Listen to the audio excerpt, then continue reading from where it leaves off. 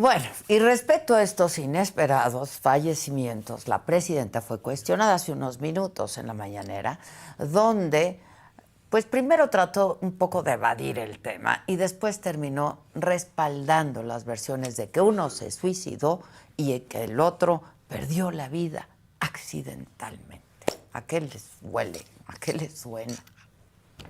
Lamentable El primer para todas caso las fue familias. un suicidio tan lamentable que ayer mencionó el fiscal que ni siquiera estaba vinculado con las investigaciones. Salió en un medio su nombre. Y esta persona decide quitarse la vida. Obviamente tiene que hacerse la investigación. Lo que pasó ayer hasta ahora pareció un accidente, pero entró la Fiscalía General de la República a hacer la investigación. Ya en estos dos casos. Ya no te voy a contestar. Bueno, gracias, presidenta. Además, la presidenta descartó la petición de investigar al expresidente López Obrador por sus posibles vínculos con los casos más recientes de Huachicol, lo dijo así. Pura politiquería. Aquí se explicó claramente cómo es que en marzo llega este buque del que viene toda la investigación y de donde salen todas las órdenes de aprehensión. 14 órdenes de aprehensión por que en realidad hay que llamarle contrabando, porque huachicol es más bien cuando se pica un ducto este es contrabando de combustible que no paga impuestos. Bueno, testigos, denunciantes, operadores del contrabando de combustible están muriendo. David Saucedo, buenos días. ¿Qué tal, Adela? Qué gusto saludarte. ¿Cómo estás? Muy bien, pues nos estamos viendo muy seguido por todo esto que está pasando, mi querido David. ¿A qué te huele, no? ¿A qué te suena? ¿A qué te huele estas muertes? Bueno, parece una trama de película de la mafia siciliana. Ni siquiera en las etapas más oscuras de la etapa autoritaria del PRI recuerdo que hayan fallecido funcionarios de la Fiscalía, integrantes de alto nivel de la Secretaría de Marina, líderes criminales. El rey del Huachicol fue asesinado hace algunos años, un par de años. Vinculación con la élite política de Morena. Se menciona insistentemente que parte de los recursos del contrabando de combustible fueron a parar a campañas de Morena, y por si fuera poco, la presencia y presión de los norteamericanos para avanzar en la investigación del caso. Tiene un componente digno de cualquier novela, de una novela de misterio, y lamentablemente parece que se va a seguir avanzando en todos estos episodios. Se había iniciado la investigación en el puerto de Altamira y en el puerto de Tampico, en el estado de Tamaulipas, pero ya también hay investigaciones en el mismo sentido en los puertos del Pacífico Sur, Manzanillo, Lázaro Cárdenas, Huatulco, Puerto Vallarta, en donde también integrantes de la Marina son señalados por encabezar redes de contrabando de la mano de grupos criminales, de los grandes grupos de macrocriminalidad, Cártel Jalisco, Cártel Sinaloa y Nueva Familia Michoacán. Ahora, ¿por qué están ocurriendo estos crímenes, no? Muy a pesar, David, de esto que ha respondido la presidenta esta mañana, la presidenta Claudia Sheinbaum, pues vamos, ¿a qué apunta la evidencia, David? Bueno, las teorías del gobierno federal son dos, de que son muertes accidentales, incidentales, que no tienen ningún tipo de relación con la investigación de estos hechos. Y segundo, que estamos frente a un caso de una manzana podrida, que es una corrupción que operaron algunos personajes en lo individual. Pero todo pareciera lo contrario. Todo parece indicar que se trata, en primer término, de una corrupción estructural derivada de la decisión que tomó el expresidente Andrés Manuel López Obrador de entregar el control de Asipona, la agencia del sistema aeroportuario mexicano, a la Marina, y que los grupos del crimen organizado llegaron a acuerdos con los comandantes, jefes de zonas navales, los titulares de los puertos, los directores de los puertos, incluso directores y secretarios de seguridad pública de distintos municipios costeros en donde había operación criminal. Parece que se trata de un vínculo estructural que tienen grupos del narcotráfico, grupos de huachicoleros con la Secretaría de Marina. No se trata de un hecho aislado, se trata de una corrupción estructural a raíz de esta decisión errónea que se tomó de entregar a la Marina el control de los puertos y de los aeropuertos. En segundo término, la tesis de que estas muertes están ocurriendo de manera accidental, que no tienen vínculo con la investigación, tampoco se sostiene. Uno de las personas que aparentemente se había suicidado estaba totalmente vinculada y con acusaciones en firme sobre su actividad criminal. El titular, el director del puerto de Manzanillo, que falleció el día de ayer en un aparente accidente de una práctica de tiro, también tenía señalamientos. Manzanillo se convirtió en los últimos años en una plaza de disputa entre el Cártel Jalisco Nueva Generación y un líder de dicha organización que se escindió, La Vaca, y que llegó a tener el control del puerto de Manzanillo. En el caso del puerto de Altamira y de Tampico, se sabe ahora que el asesinato del delegado de Tamaulipas de la Fiscalía General de la República también ocurrió debido a una vendetta por parte de grupos de crimen organizado que le reclaman al exdelegado de Tamaulipas, lamentablemente asesinado, que no les avisó a tiempo de estos operativos que se estaban realizando para confiscar bodegas y tanques cisterna y navíos con combustible robado. Todas las muertes que están ocurriendo, tal y como lo escribió el día de ayer de manera muy brillante Héctor de Mauleón en su columna, todas estas muertes están ocurriendo en el contexto de la investigación que se realiza por Huachicol Fiscal. Es decir, quizá el gobierno federal erróneamente supone que puede generar una contranarrativa, pero las encuestas rápidas, platiqué en la mañana con un encuestador que está levantando una encuesta telefónica acerca de estos episodios. El 70% de la población en México ya sabe, está enterada del asesinato de elementos de alto rango de la Marina. Y más del 90% cree que estos asesinatos fueron para callarlos, para silenciarlos, para que no inculparan a sus superiores. La estrategia de contención de crisis que está instrumentando el gobierno federal no está funcionando. Y es que, David, también eso resulta muy alarmante, ¿no? Que ni la presidenta ni el fiscal pues reconozcan que hay un patrón en estas muertes, ¿no? Sí, lo que están tratando de hacer es replicar el esquema de comunicación tan exitoso que tuvo en su momento el expresidente Andrés Manuel López Obrador. El expresidente Andrés Manuel mentía al mismo tiempo que respiraba, pero debido a los altos niveles de aprobación con los que contó de principio a fin de su mandato, él construyó una serie de tesis falsas sobre distintos temas: educación, salud, medios de comunicación, y la presidenta se está aprovechando de esta enorme popularidad de la que goza para tratar de imponer su narrativa. Tengo la impresión de que no van a poder en este caso, de que los hechos son demasiado contundentes y que en la mente de la gente existe la percepción de que todos estos casos, todas estas muertes están vinculadas con un poder superior que les está silenciando, y que hay una corrupción infinita por parte de las Fuerzas Armadas en la administración de los puertos.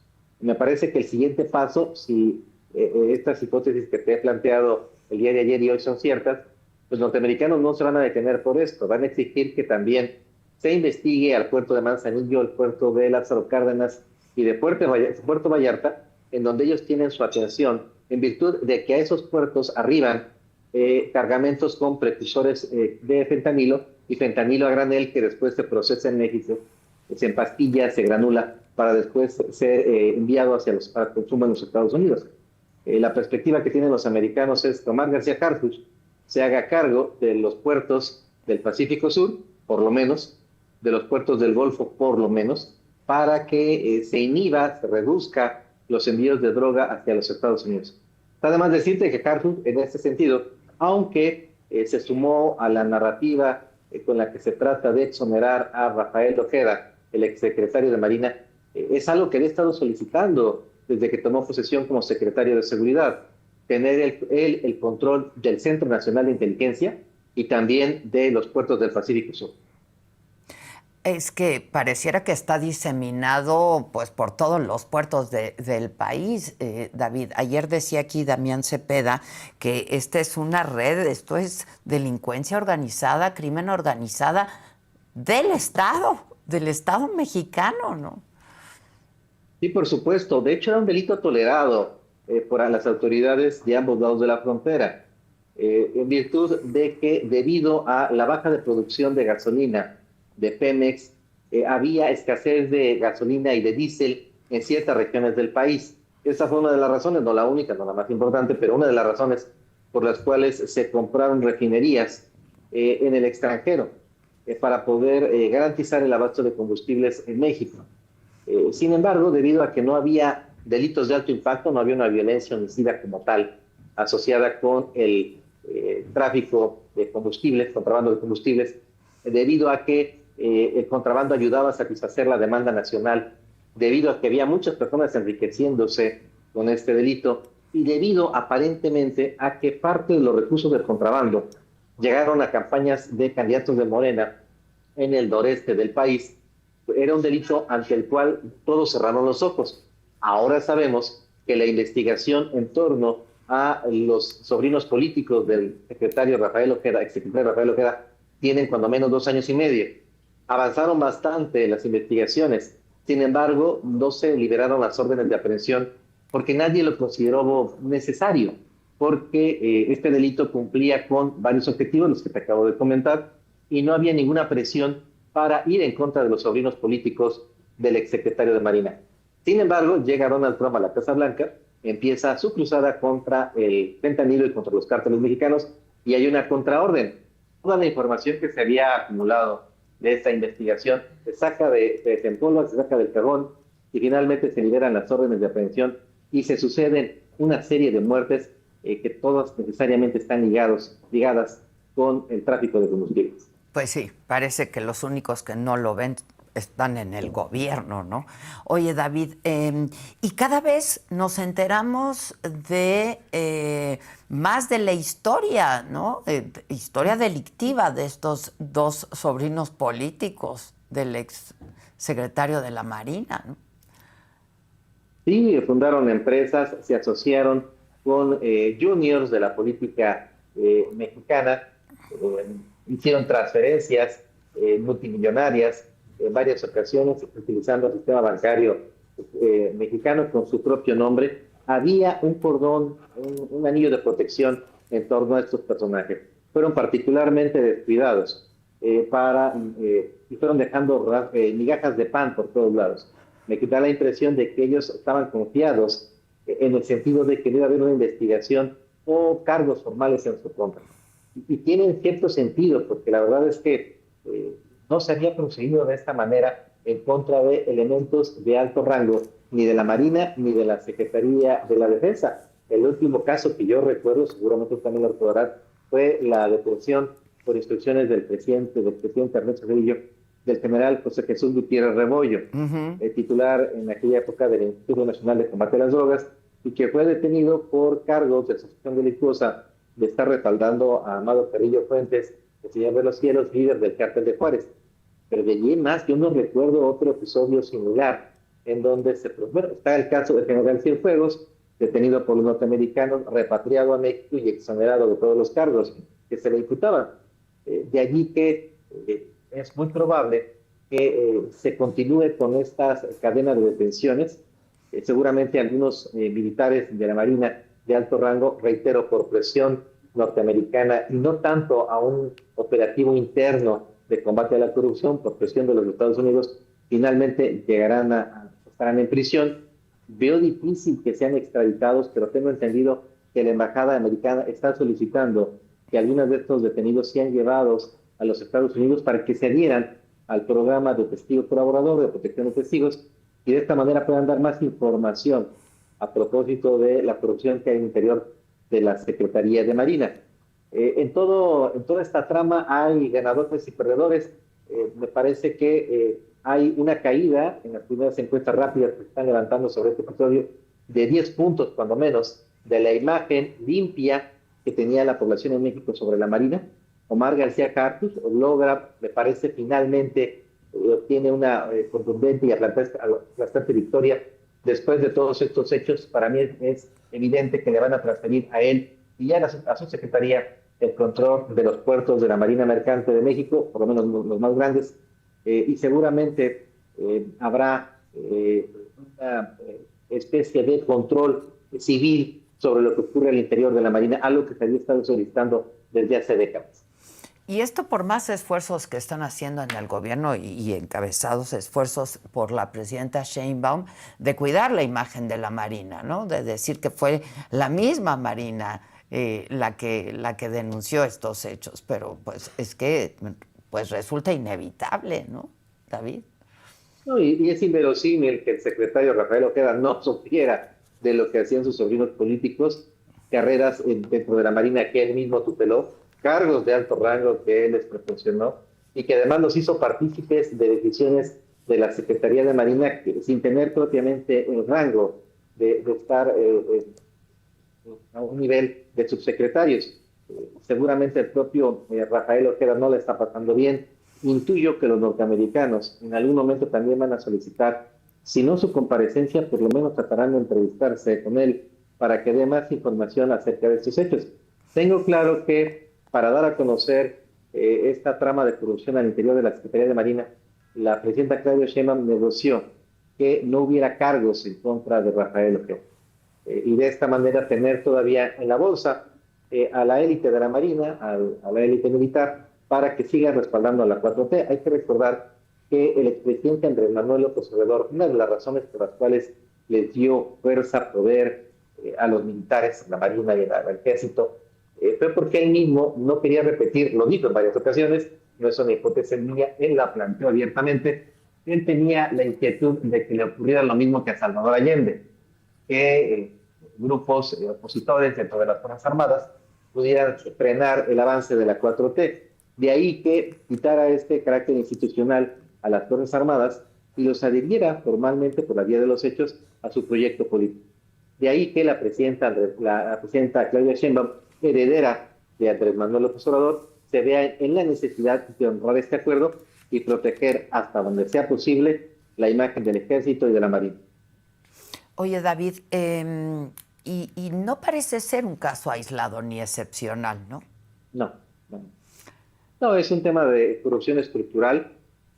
Varios directores de seguridad pública en los municipios de Guerrero, de Veracruz, de Tabasco, en las zonas costeras, Baja California, están vinculados con el crimen organizado.